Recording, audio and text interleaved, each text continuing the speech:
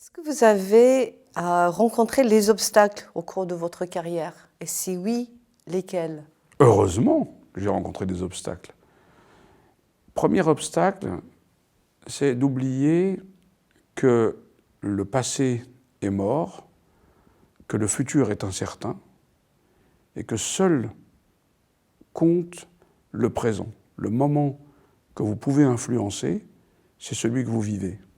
À partir du moment où vous êtes dans le passé, où vous êtes dans le futur, vous n'êtes pas là. Et donc vous pouvez mal réagir.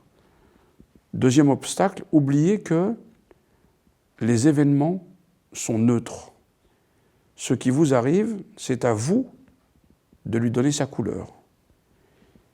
Et donc, chaque fois qu'un événement arrive de manière accidentelle ou imprévue, il faut trouver très vite l'énergie d'en tirer le côté positif ou le côté opportun.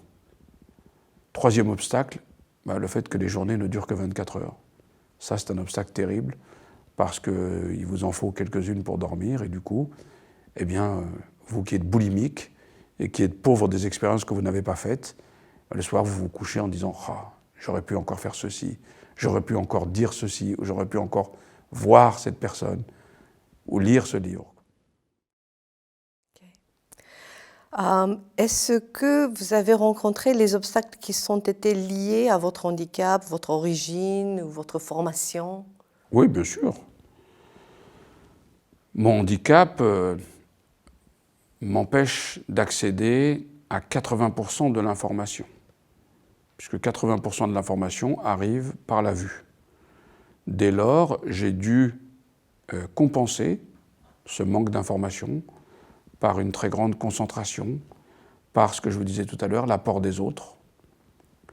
Mon origine, dans un pays qui est très souvent raciste, est très souvent discriminant, souvent arabophobe, eu égard au passé complexe que la France a eu avec ses anciennes colonies.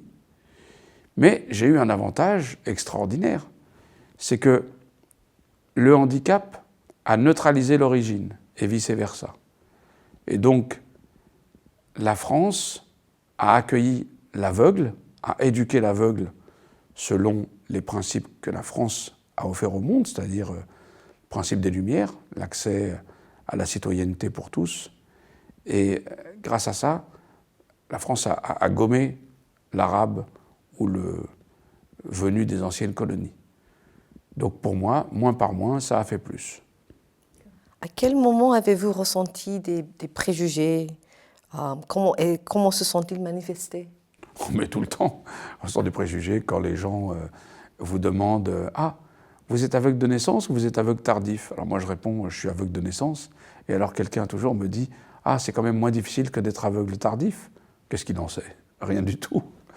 Bon, je ressens des préjugés quand on suppose que je ne peux pas faire ceci ou je ne peux pas faire cela, ou bien qu'on suppose, par exemple, et ça je ne le dément jamais, même si c'est un préjugé, que du fait que je suis aveugle, j'ai un toucher plus adroit ou que j'entends mieux. Quand les femmes me disent que j'ai un toucher plus adroit, je me garde bien de dire que c'est pas vrai. Elles s'en rendent bien assez vite compte. Mais voilà, les préjugés, c'est quand l'autre ne vous laisse pas le temps d'expliquer qui vous êtes. Mais ce qui est consolant, c'est de se rendre compte que l'autre n'a pas l'exclusivité des préjugés, que soi-même, on est bourré de préjugés. Et donc, il faut d'abord lutter pour se transformer soi-même. C'est la seule chose qu'on puisse faire.